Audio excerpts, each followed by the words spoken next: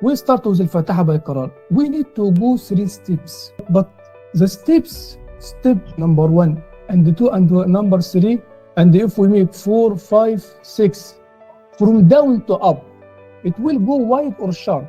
Sharp. We start with wide. Oh. So when I go, oh,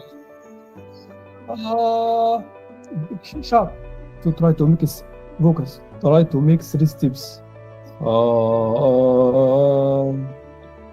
Imitate not only my voice but also by my reaction, because the reaction is very important to catch the melody in advance.